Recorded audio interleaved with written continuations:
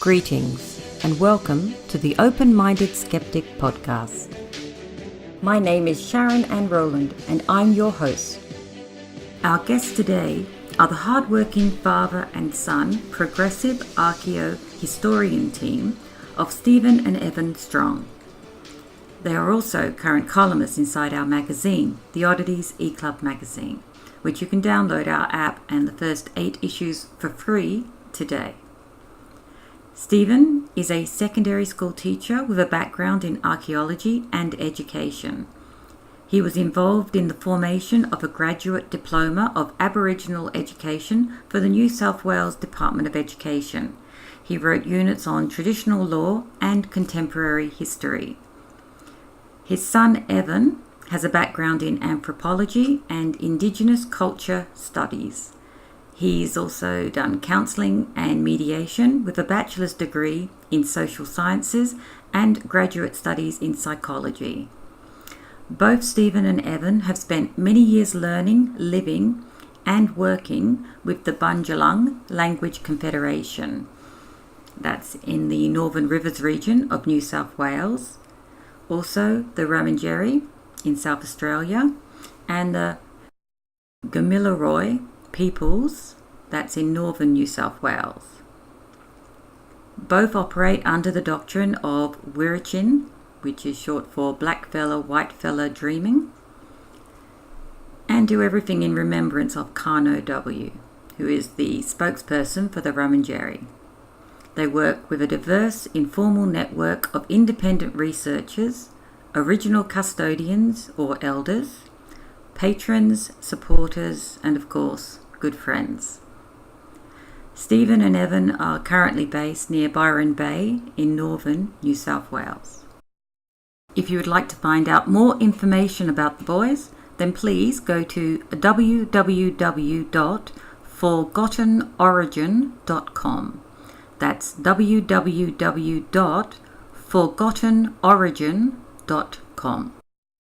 We will be doing free shows encompassing the highlights from 2 interviews done in 2018 and 2019 with Stephen and Evan. This is highlights number 2. Carry On Glyphs and Dr. Hans-Dieter von Senf.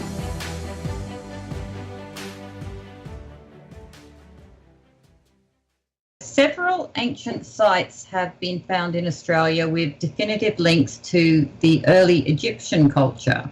Let's talk first about Carry On and the Gosford Glyphs, a site I myself have spent time at in late 2015. So having read Dr. Hans-Dieter von Senf, did I pronounce that correctly? Von Senf? I know him. I've met him, and I read his paper before it went in. I know him quite well. Yep. Good. Do you agree that the site, or at least a good part of it, is authentic? Oh, I believe absolutely it's authentic, but I wouldn't fully agree with Dr. Dieter Hans' interpretation, nor even Ray Johnson's, who he got it off. But I do believe that it starts off correctly. I believe if you've been there, which you have, you'll know there are actually sort of 3 panels or 3 walls. The one that's further up that still has the stone roof above it that's nearly collapsed, I believe that's fully Egyptian. I'm not as convinced with the other 2, and I'll explain why. I got a hold of Ray Johnson's Proto-Egyptian manual of 4,200 Proto-Egyptian glyphs, and I went through them. And I went through the first wall, and I got a 90% match between what was in his manuscript, which, by the way, he sent to Egypt and was ticked off by Dr. Abu Dia Ghazi, who is the president of the Fine Antiquities of Cairo, something or other.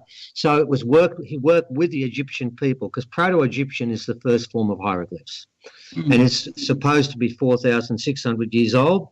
I absolutely believe that the first part is a story about 2 boats being stranded there.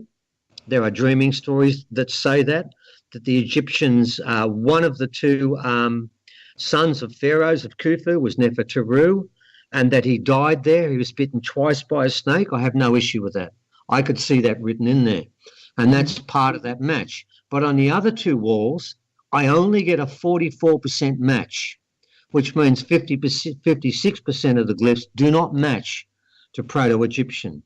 And the reason I think that is the case is because that's a more ancient language the Egyptians learnt their hieroglyphs from and then took their work away and then added to it and changed it as you will in a different place. I believe the more ancient glyphs on the Second and Third Wall are a different narrative. And you'll find there are many glyphs there that have no parallel to anything Egyptian. So I believe that there's Egyptian stuff in there, and I believe, as Auntie Bev Spears told me before she passed on, and she was the last full descent Darkingyong elder, she told me our people wrote too, and the older writing belongs to us. And what the women used to do is for thousands of years, they go up to these glyphs and would cover them in urine, women's urine, to clean them and to keep them looked after. And for a long time, between the two walls, there was a stone roof that protected it. And that stone roof was destroyed about 60 years ago. And that is why one side is quite decayed, because that's the side the water runs down, which you've probably seen, Sharon, and the other side is much cleaner and sharper, because that side has not got the weathering the other side has got. So, yeah, it's Egyptian. And, of course, above it, directly above it, the closest star map that has been mapped by Sydney Uni comes up with a date of 4,600 years ago, which is exactly when Khufu was alive. And it's directly above the glyphs, and I think the original people put that in to commemorate the arrival of those two boats. So, yeah, there is an Egyptian story there, but what people need to understand is the Egyptians came to Australia not to learn how to make pyramids, because the original people had given all that sort of stuff up a long time before. They came here for spiritual wisdom. And who came here? It was just the upper class, the elite. The sons of Pharaoh, Nefer-Djeb and Nefer-Teru, are supposedly two of the sons of the Pharaoh, according to both Ray Johnson and Hans Dieter. And I'm not questioning that. And I don't really, I mean, I can't read hieroglyphs. I mean, I did spend a lot of time with the book, and I could match it, and I could read what was said underneath, and I could read the story of what they said under the first wall. But the second wall, no, I don't think that's the same story they've picked up there, because I think what happened was they said, I know that both Hans has said this, that the reason why the second wall, there are things there that aren't quite right, but they've tried to find to turn them into glyphs, is because when the Egyptians came, they didn't have a proper scribe. I would think that if two sons of the Pharaoh were coming to a new country for the first time, the Egyptians are thorough when it comes to recording things. And if it's two sons of the Pharaoh, they would have brought a scribe that could make a decent job of it. I don't believe that. Yes, sounds about right. Well, that's what they both said, because, like, they say that the glyph for the UFOs, because there are about 7 of them, which we call the UFO glyphs, not me, but that's publicly what they're called. They mean jewelry and stuff like that. Well, they don't. They look marginally like it, but it's upside down and back to front and stuff like that. And a lot of the cartouches, which aren't actually cartouches, they're called serects, the beings are facing the wrong way. And they said, oh, well, they made another mistake. They put the beings in facing the wrong way. Oh, for God's sake, even if you're a 101 scribe, you would know which way you're supposed to do them.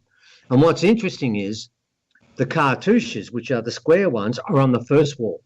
And all the other walls, they're serects, which is rectangular ones, and they're facing the wrong way, because I believe in Australia, which is on the opposite side of the earth, they would be facing the other way. More to the point, that's the way we wrote them. The Egyptians turned them around to write them their way. But our way is opposite. All the animals and everyone faces the wrong way to their way. But that's the second and third wall, not the first. So I see differences there, and I don't think it's down to sloppy work with a chisel. I think it's down to the fact there's 2 different stories there. Oh, that's good to know. The star map at the Carry-On Glyphs.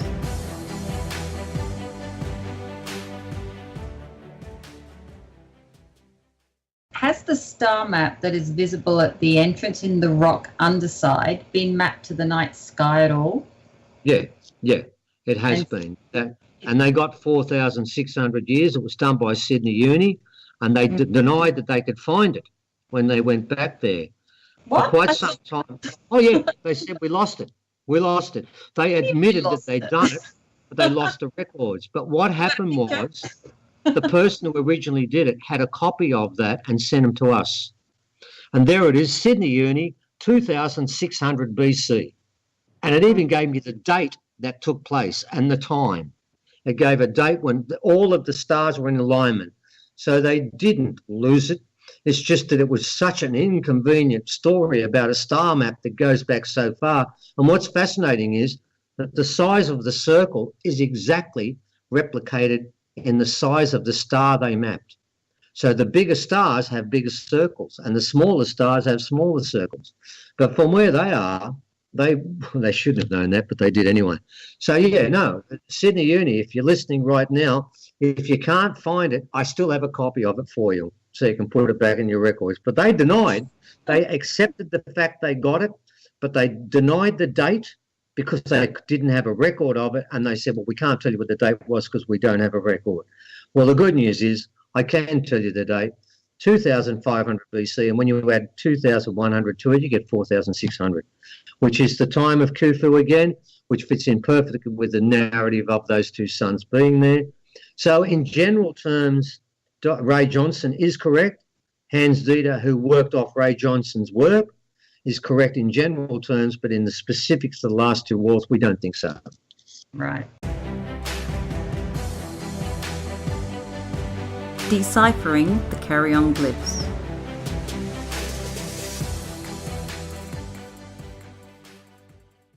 So once you climb through the rock and into that narrow interior and you see the combination of both the hieroglyphics and the pictographs in all their glory, were you able to decipher the story? Well, you said before you were able to decipher that there were two stories. I was wondering if you also worked out how many hands might have carved the markings, or is that something that you'd really need a team to go in and analyse? No, three. Three people. I can tell you it's three different hands, and I'll tell you why there's three. Mm-hmm. If you look at the carving that's underneath the Egyptian part, it's finer and it's smaller and it's not as deep. When you go to the other two walls, it's far more dramatic, it's far deeper, and it's much larger. And then when you go to the other set of glyphs that are a long way away that we found, they are different again. They're about 1/3 the size of the other ones and shallower again. And they were done with a different hand again. So what you've got is three different types of writing that have taken place at different times. The ones we found, and by the way, the story always was that some crazy person went and did all of the fakes between those walls. Well, what about the wall we found that's got 17 glyphs? And they are all Proto-Egyptian, all of them, every one of them. Well, who did them? And the clever part is it was done as a fake. It was done with a smaller writing, 1/3 the writing, and more narrow. How clever are these people? And you know, the funny part is the person who's supposed to have done it is supposed to be an intellectually deranged Czech or Yugoslav, I'm not sure which, but that's the official version, that he is intellectually deficient. And yet he goes in there and memorises all this Proto-Egyptian without a book and is found walking out with a chisel but no hammer. And some of these glyphs are 5 metres above where you stand. No ladder, no hammer, and he's supposed to have done this without a book. But then what he also did, this person who's intellectually challenged, is went off and did another set of glyphs hundreds of metres away, smaller, to talk about where they were buried, where Nefertari was buried. How clever is that? And the one that's there makes a complete narrative about where he was buried. That is pretty smart for someone who knows nothing about anything and failed every test he did at school. And when he was found by the person who found him, he chastised him and told him to go off and don't do it again. And that was the sum total of the punishment, because he was so slow, they figured, I can't put him in jail because he doesn't get it. But he was smart enough to put up this elaborate hoax, 3 different ways of writing, 3 different styles.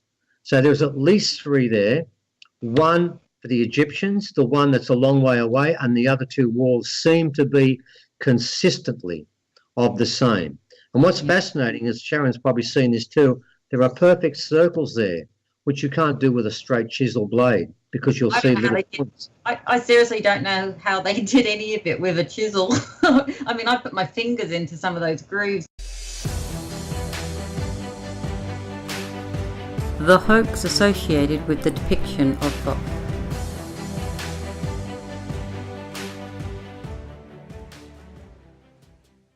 The only part of it that I thought might be a hoax was Thoth.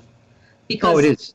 Yeah, it is, isn't it? Because It's not. Oh, okay. All the God symbols are symbolic, and then all of a sudden, it could be a nervous that somebody, you've got a complete God symbol holding an ankh in one hand and something in the other. It's near the Egyptian part there. And I've told people after people that does not fit in with the narrative, because the narrative of gods is always symbolic, never specific like that. More to the point, that particular carving, I've seen pictures of it without the ear, and that is the one they've all used. They've used this to say it's fake, because look, here it is in one stage and here it is in another stage where more's been added on. They've used that deliberately to discredit the whole story by saying, look at this. And when you look at it, it doesn't fit in because it's separate from the rest of the writing to begin with. It's not part of anything else, and it's massive and far bigger than any other glyph by a factor of 5 or 6. Yeah. It's not symbolic, it's specific. And it doesn't fit in with symbols for gods. It's actually a depiction of a god. It doesn't belong. And it was put in later by people. And you're right, Sharon, well picked up. And if you see it and you take anyone there, tell them not to even look at it, because it destroys the story to an extent, because then it asks questions, because it doesn't belong. It's not part of the story. It should never have been there. And they've done it. I can't say they've done it deliberately, because I'm not going to go down a conspiracy theory, but someone's done it in bits and pieces. And what it's done is fed the story about the fact that the whole thing is fake because one glyph is. The other 300, nothing to do with it, and the other 300 are ancient. And plus, the most important part of this story is I asked the elders, and they all said the same thing. It's the Egyptians and us that did it. Well, can't we just go with that? Why do we have to go further and go and ask experts to come in 1983 to give an opinion when the elders have already given one, and they were living there long before 1983?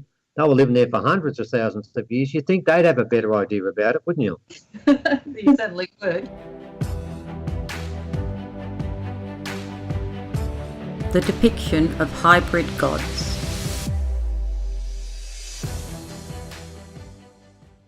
Yeah, now I know you found the fact that the gods were depicted as half animal, half human intriguing. Why is that intriguing?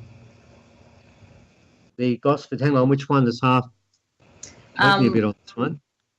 They were depicted as animal head, human body, and apparently previously they usually show the creature or the god without the animal head. I'm with you. I know the one you're talking about now. I've got you.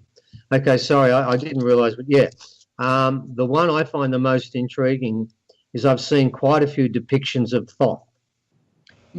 One we've seen of Thoth in ape form, where there's a ibis footprint alongside it and an ankh, and it's in ape form. And there's another one where he's got 1 foot shorter than the other, which is the form of Duramulan, who's the son of Byami, which is Thoth.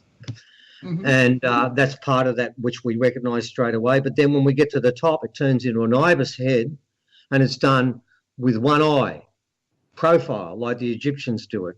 Now, original people never do profile. They always do both eyes. And I always said to myself when I saw that one, whoa, that's not right. That's just not how it's done. We always do both eyes showing. Well, this one only has one eye, and it's got the ibis beak, which is, as you know, the two forms of Thoth is ibis form and ape form. We've got them both in Australia. And we've got a Duramulan in ape form, like a baboon face. And again, with that one, it's one eye again.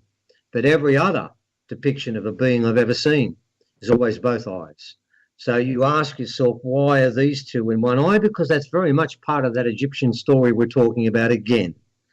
So it sort of just reinforces that contact we have with Egypt and Australia. In fact, to be honest, there are probably at least 15 sites we know of that have Egyptian evidence about them, apart from Carryong. Yeah. to the stage now where we actually don't even talk about Egypt in Australia because we just feel it's such an obvious part of the story of this country.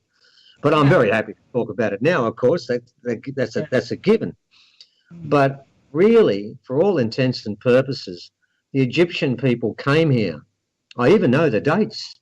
I can be specific to within 10 years for how long they were here. They came here around 4,600 years ago. That's when Khufu was around, and that's when the star map is there. And they left 400 years ago when they broke the law. I know when they broke the law, I know where it happened and what took place. And actually what took place is when the Egyptians came to Australia, there were 4 ports that they landed in and then were allowed to go to different places from there. And the one in Sydney, there's one in Gosford, one down in Kangaroo Island, one up the top. The one in Sydney is the one where you go inland. And they went inland to Pitjantjatjara Jara country, which is right in the middle. And 400 years ago, we're not dealing with this Isis and Osiris. We're dealing with different types of people then. They stole 3 sacred rocks in the middle. And the warriors tracked them all the way back from the middle of Australia to the coast near Sydney. And when they got on the coast, they killed them and speared them all and told the Egyptians never to come back. And they didn't. And that was the end of the time in Australia. So the Egyptians were here continually for 4,200 years. Always there was someone here. And with treaty. There was a treaty, and I've seen it. I've had it in my hand. There was an actual treaty between the Egyptian people and the original people that gave them the right to be in Australia. Mind you, the British invasion force that came to Australia have never signed a treaty with the original people. So legally, and many original people have said this to me, we'll tolerate an Egyptian embassy, but not a British one, because they have no right to be here. And legally, because the Egyptians acknowledged the original people in a legal form as a nation over 4,000 years ago, when the British came here and said the place was terra nullius because there was no one here of any worth or any law, that was a lie. There was a nation here that had already been acknowledged by another civilization. So that becomes an issue too, which is one of the reasons why all the stories about carry-on and Egyptians are always covered up here. Yeah, because they want this to go too far. Because there's a political part to this. Because the original people believe they're still a sovereign nation, and because no treaty was signed, the British still don't have a right to this nation. The destruction of the Gympie Pyramid by the Australian government and army.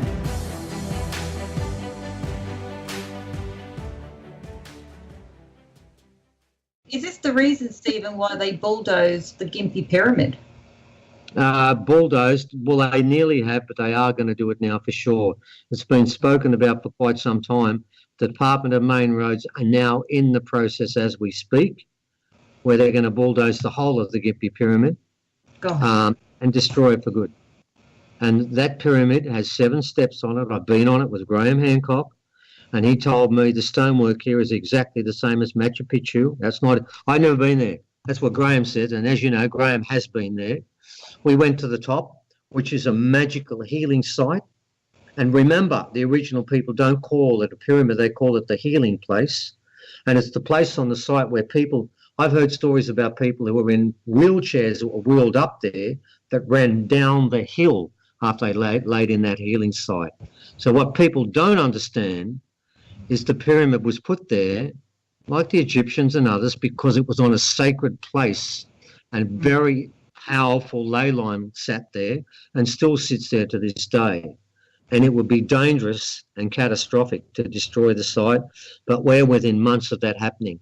I think that basically now the Gubbi Gubbi, the Waka Waka, which are the 2 tribes that look after that area, they've run out of ways of stopping them. They know it's sacred, and they know it's not an Egyptian pyramid as such. It's much older than that, because as you know, to begin with, the pyramids in Egypt were more dirt than they were anything else. This goes back a long, long way, and it's where the Egyptians got the idea of pyramids from. But yeah, at the moment, we're looking at a very dreadful situation where the government is going to destroy it for good. And once it's gone, it's gone. Yeah. Yeah, of course. Welcome to talking Australia. about healing tables, I might take that offline with you, and we'll have a chat and see maybe we can do something with the magazine to help those people. The Gosford Healing Tables.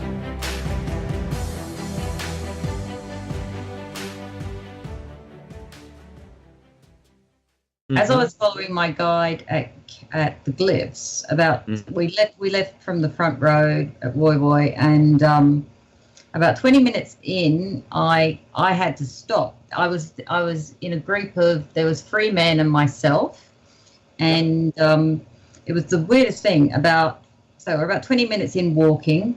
It was a slow walk because he was doing a bit of a bush tucker thing at the same time. I had this huge cool tunnel of air come out of nowhere to my left, and I turned around, and it was just a bit of bush area, but I asked the guys if they could hold 5 while I investigated, because I knew that something was there. And when I kind of walked through, I think I found the healing table. You may have found a healing table, but the healing table, the one that I've taken 20 women to, is found directly above the glyphs. Oh, okay. Yeah, but I'm not saying. Look, I've seen a picture of Richard Clark that put up a couple of days ago, laying on another table, where there was so much light coming out of him. It was unbelievable. There's more than one, but the main healing table is about 100 metres away from the glyphs, and it's above it. You've got to climb up above it. And it's a women's healing table, only for women. In fact, there's a point where you can't walk as a man. It's dangerous to walk past that point. And to lay in that healing table would be absolutely catastrophic if you knew. If you were ignorant about it, you wouldn't have an impact either way. And on that site, I've taken 20 women. Sorry? We did actually, our guide took us up there. But good. We didn't lay down. Yeah, he took us, I climbed up. The people didn't climb up. It was similar. I was the only one that was up there, which is probably good if it was the healing table. But the guide and the guys went down, but there was a dungeon area too, or a basement area, but it had just flooded, so we weren't able to go down. But I went up to the top. That's right, but I didn't lie down on it. But it did feel pretty amazing up there. So you should have laid on it, because I can tell you the women who do lay on it, I've put 20 women on there, and 19 of them came away with life-changing experiences, and the 20th woman was a girl that hadn't had a period, and she wasn't a woman. Therefore, I sort of knew when she was going to have a go. I thought, I don't think you're going to get anything here, dear, but I let her go anyway. The women that have been on there, I don't ask them anymore, because they come back laughing and so content, and they always tell me the same thing. Utterly amazing for women. But what I will say this, it's women of good intent. I wouldn't put a woman there that I thought wasn't of good intent. I wouldn't introduce it to them. Obviously, in your case, Sharon, that wouldn't be a problem. But I can guarantee you, it doesn't matter whether you lay on that trough that you've seen is just so artificial. It doesn't belong to the rock. It doesn't matter whether you lay on there when it's 40 degrees or 20 degrees. It's never hot. It's never cold. It doesn't matter how hot it is. You can lay on that rock and it's cooler. And when it's cold everywhere else, it's warmer there. But the stories I've heard, and I don't ask the women because it's their dreaming, but I can tell you that that particular dreaming site there is very Pleiadian, for one. That's been something that's been common from a lot of the women there. But secondly, I remember Uncle Jerry, who was one of the custodians of that site, said that if a woman was to lay there for long enough, they'd be healed of every sickness they've ever had. Wow. So it does. But the women, because they're in groups, they only get, say, 5 minutes per person when there's a few of them together, because the men, I have to take the men away, and we go down to where the star chart is, because we're not allowed to be within certain distance, because that's women's business. And if a man was to interrupt that business, nothing good would come from it. They'd be in strife. So we have to keep away while they do that. But I can tell you, Sharon, next time you go there, when you do go there, go up there and lay there for 5, 10, 15 minutes, and I would be extremely surprised if something quite strong and powerful and illuminating didn't take place. Well, no, I definitely want to go back now. The other one, which is about 20 minutes in on the left-hand side, there's actually a bit of a post as a marker. And if you ever go back, I know you've gone a few times, so you probably don't have it on your to-do list. 25, 30. Yeah, I was going to say there'll be a few visits there. I lay on that table, and it was like granite, and it had like a 30-degree angle, and that was an amazing feeling too. So I think you're right. There seem to be a few of them around. There are. No, I thought it was odd that the men didn't feel the cool air, but I did. I thought, and since then I've been told that it's women's business. So I'm wondering. You've just worked that out. The men won't feel a thing, because this is really a powerful creation site, and even where you found that when you were taken up above there is a men's place there too. It's over near the star chart there, but it's much smaller and nowhere near as powerful. It is powerful, but nowhere near as powerful as that site. That site's just off the air when it comes to what happens to people. My understanding is that a lot of that site, as much as a lot of people like to think it's men's business, it's not really. It's not really. My understanding is most of it is women's business. I mean, even the site called Bundjalung, and everyone fusses over the site of Thoth. What they don't see is the person who runs the law, because there's about 15 engravings there, is a woman who's in an opposite position, who's pregnant and holds the tail of the biggest kangaroo. Now, the kangaroo is what represents for Aboriginal people law. And what that tells me is the woman is controlling the law. Yeah, Thoth looks pretty deadly. He's got the moon in one hand and the sun in the other and doing the things that Thoth does. But it's the woman in that particular engraving, which is about 3 k's away from the glyphs, that is running the show. So we've got to be very careful, because the men are very quick to pick up the fact that it belongs to them. But when you look very closely, most of the really powerful sites are women's sites. They're not men's sites. So the fact that women feel really comfortable at the glyphs, but I must make one point about the glyphs, and I would make this, and I've said this many times before. When you go between those walls, if it's a woman on their own, don't stay there a long period of time. You'll get sick. And it's happened a couple of times. No, this is the one occasion between the walls. When you went between the walls, were you with a man? In the lower section, yes, there were 3. Good. That's what's got to happen, because if you're left on your own, between those walls, you will get sickness. Okay? It's interesting because I've been a second time. First, the original time I went, I actually was with a lady and another man. And the lady who was with me, she got major migraine and had to leave. Yep. She just left the area. Yeah. All right. Well, then she wasn't accepted as you were. But if there was no man there, she wouldn't have got a major migraine. It would have knocked her over. Okay. And then you may have been not as sick, but we know for a fact, I know on one occasion Evan made the mistake when he took some people there. He didn't realise one woman had stayed behind, and by the time he got to her, she was laying on the ground. It's not a place where women, this is the one place, gentlemen, I might have been talking a lot about women, where we do have a function. When it's between the walls, we are called for and we are needed. When it goes up to the women's site, we're not needed. Clear off. We're not part of that, because that will make us really sick. So what I'm getting at is quite interesting. If you go down further to the grandmother tree, that's a woman's site again. So it's really mixed up. Yeah. I've got a great photo of me peeking out behind it, but I actually am sitting on right at the base of it too. And I actually got a beautiful rock from there too that just kind of fell on me. I don't know how it just fell on me from the tree. It was like a really and I brought it home with me in the end, because I thought I was meant to be. That tree is the biggest Angoffer I've seen anywhere in Australia, and it's sacred as anything.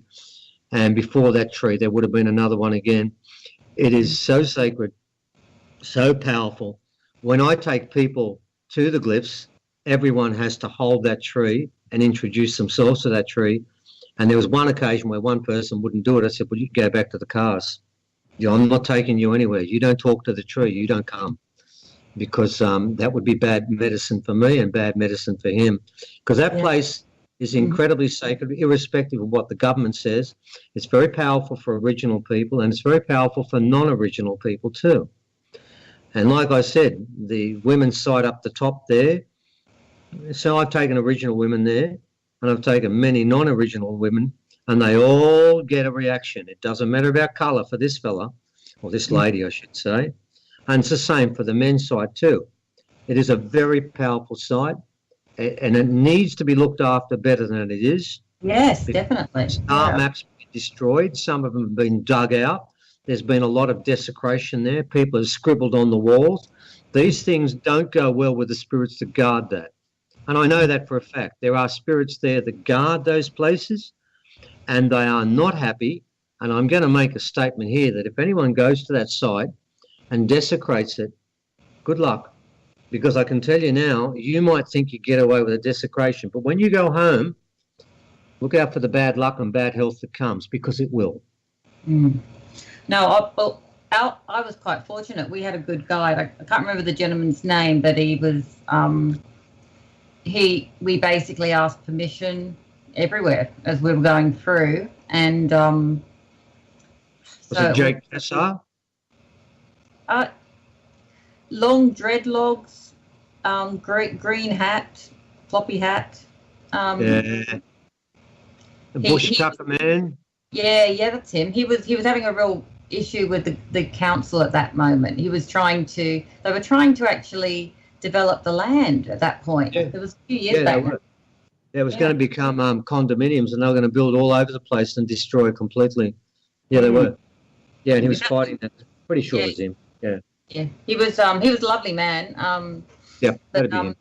Yeah, he was like, when we went, he was a bit disappointed because he'd lost the battle, and he was a bit displated because the government was very oppressive at that point. But I'm hoping it all got better, but I'm not sure if it did. It did again. See the point. Even with the Standing Stone site, when it was going to be developed, subdivided into 465 buildings and stuff, the spirit stepped in and stopped it. The same with what happened at Carryong, when we all thought we were going to lose it for good and it wasn't going to be protected. It finally was protected. It's like, as much as the people that know what this place is like want to destroy it, they're dealing with spirits and with powers they really can't defeat, and they always get protected. The place is semi-protected, but the desecration, it needs to be guarded. And to be honest, what needs to happen is people should go in with a guide. They should be taken in with a guide and brought out with that same guide. And we should be told, if you're not with a guide, you shouldn't be there. I really would like to see that happen. I mean, I'm happy for all sorts of people to go to some of those sites. There's some I won't talk about today because I think they're more sacred and they're not meant to be visited, because that place has got so many sacred sites. But, hey, we all know where the glyphs are now. Why fight it? Let's look after it as best we can. My way of doing this was we would have mainly Darkinjong, people from that group, and other non-Aboriginal people who act as guides, who take people in and bring them out. And they get a great day out of it. And they get to see it properly, and then they come back out. And then we would say to them, you don't need to go in on your own. You've seen it. And that should be enough. That's how it should be. Exactly. The Bundjalung Language platform.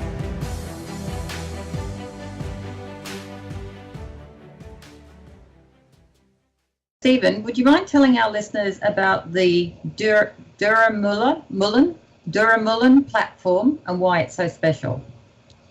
Well, there's a couple, but there's two. There's a Bundjalung one which has Duramullan there, and there's also another one further up. But I think the one we're probably talking about is the one that is Duramullan.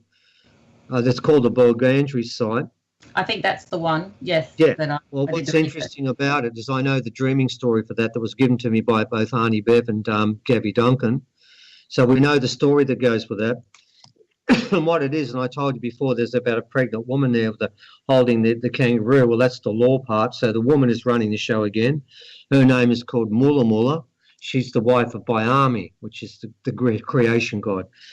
What's interesting about the Duramullan site is that you've got well, you've got this figure, which is Thoth, which is Duramulin is the son of Byami, so it's Thoth, the god of wisdom. He has the sun in one hand and moon in the other, which is what Thoth does, and he's standing on top of a canoe.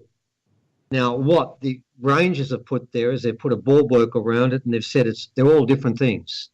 They've said this is a canoe and this is a being. And at one stage they said he was holding a Woomera, but it wasn't. It's Orion's belt through the middle when they came through there. And what's interesting about this is that the canoe is about 9 metres long. It is the largest canoe that's been engraved into a rock anywhere in Australia. Now, they call it a canoe, but Gabby Duncan and Arnie Bev Spears said, no, it's a spaceship. It represents a spaceship, and it's the story of Byami, Duramulin, coming through the Milky Way to Australia and landing, because the Pleiadians came to Australia first. They chose this place because they were looking for a hominid, and this is what people don't always get. They look upon the Pleiadians as being far superior. That is not the story I was given. That is their equal. And we teach them something, and we have a quality, and I know what that quality is, that we taught them. So they came here looking for this place, and it's a story of Byami, his son Duramulin, and all of them coming here and making their way to Australia. And what the National Parks and Wildlife says, it's a fishing boat. Well, it's not a fishing boat. 9 metres, for God's sake, no one's done a canoe that big. It's so big. And what's interesting is they keep the story of Duramulin, who's got 1 foot, 1 inch away from the canoe, standing on it. Well, they made that separate. They didn't put the two together. No way. They didn't do that. They put another engraving, or sort of another plaque about 9 metres away around the corner where the canoe finishes, to say, oh, this is a canoe. No, it's part of the same thing. In fact, the whole of the engraving is one story. They just read as, that's a fish, that's a kangaroo. No, man, they're all there for a reason. It was there I learned something I never knew. Gabby Duncan told Ancient Aliens when they came here to do a story, and they never put it up. He said, see those kangaroos? I said, yeah. He said, the Pleiadians brought them. They're different to any other animal. They brought them from the Pleiades and brought them to Australia. Did they bring the platypus too? Because I don't know about that, but I can tell you that one of the kangaroos is in that so-called fishing boat that Byami's standing on, or Duramulin's standing on. The kangaroo's standing in it too, and somehow they got that out of it too. And there's 3 of them there. Yeah, that is the weirdest creature on the planet. No one, everyone agree with me here. The platypus, it's odd. It doesn't. Well, so does the kangaroo. The kangaroo can actually be pregnant for 5 years and hold the baby back because it doesn't feel like having a baby. Ladies, how would you feel about that one? And when it does give a baby, it gives it after 2 days and it sits in a pouch. And I always say to the women, which is a better pregnancy, ours or theirs? And all the women, as one, always vote for the kangaroo's way of making kids. But you think about that. There's no other animal on the planet that can say, oh, we've got a drought, I won't fall pregnant. Even though I've been impregnated and I have a baby there, I will not give it up. That's not what animals do on this planet, but the kangaroo is so different. I never thought of that, and it never dawned on me until I had Gabby Duncan, who actually had his grey kangaroo coat, which means he was talking as a lawman. And when you talk as a lawman, you don't lie about your culture. And unfortunately, H.E. Islands didn't take much of his talk, which was brilliant. They didn't cover it because it didn't fit what they were looking for, which wasn't the right thing anyway. But what was fascinating for me is I'd never thought about the kangaroo until then. So that's what's interesting about that site, because when you start to look at it, it gives us a lot of history of where we came from, and then it gives us the history of one of the animals that we've got. And let me give an example of another animal in Australia called the dingo, which, Sharon, I'm sure you're familiar with. Mm-hmm. Are you familiar with the fact that it's not related to any dog or wolf in the world? Yes, I did know that. Yeah, Sydney Uni found this out when they did a mitochondrial DNA study, and they announced that it is not a dog, it's not a wolf, and it doesn't belong to anything else on the planet. And you know what they did after that? Nothing.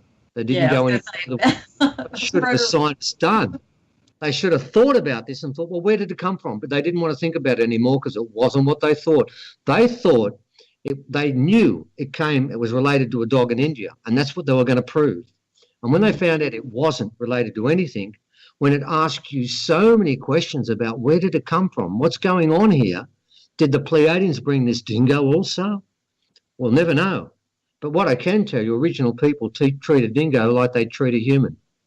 They actually, a lot of tribes had dingoes, communities and tribes that lived with them, and they fed them and hunted together. And what also happens sometimes is if a woman ever lost their baby, they would take a dingo pup and suckle it and feed it like would feed their own babies. So, and they are treated by law to be equal with humans. So you sort of wonder, the dingo doesn't relate to anywhere on the planet like my skull doesn't. Well, if you can't find a relation on the planet, maybe we need to look for another planet. See, this is a story that turns up a lot in Australia, genetically. Yes. Yeah, well, evidently.